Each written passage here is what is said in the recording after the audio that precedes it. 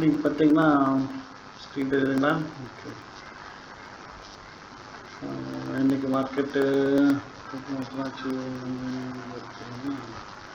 So இன்றைக்கி market சிபிஆர்லேருந்து ஒரு bounce ஆகி ப்ரீவியஸ் டே ஹை வரை போயிட்டு கீழே ரிஜெக்ட் ஆகிடுச்சு. ஓகேங்களா?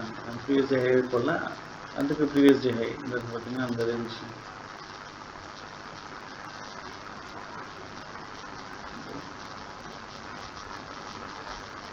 ஸோ இந்த ரேஞ்ச் போய்ட்டு ரிஜெக்ட் ஆகிடுச்சு. ஸோ இந்த ரேஞ்சில் ரிஜெக்ட் ஆகும்னா நான் என்ன பண்ணேன், நெக்ஸ்ட் வீக்குடைய 24,700 காலை ரைட் பண்ணியிருக்கேன். அதாவது டிசம்பர் 19 எக்ஸ்பைரி 24,700 கால் ரைட் பண்ணிட்டேன்.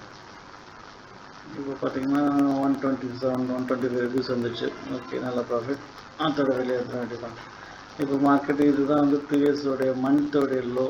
இந்த லோ வந்து சப்போர்ட் எடுக்குது. இது கீழே போகாதுன்னு நினைக்கிறேன்.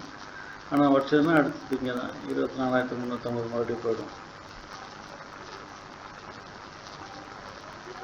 இந்த வீக்கில் ப்ரீமியமே இல்லை. ஸோ அதனால் நெக்ஸ்ட் வீக் போயாச்சு. ரெண்டாவது இஎல்எம் மார்ஜினில் எக்ஸ்ட்ரா மார்ஜின்லாம் போடுறாங்களா, அதுக்கு எதுக்கு வேஸ்ட்டாக, அதுக்கு நெக்ஸ்ட் வீக்கு போயிட்டோம்னா பிரச்சனை கிடையாது பாருங்கள். தேங்க்யூ.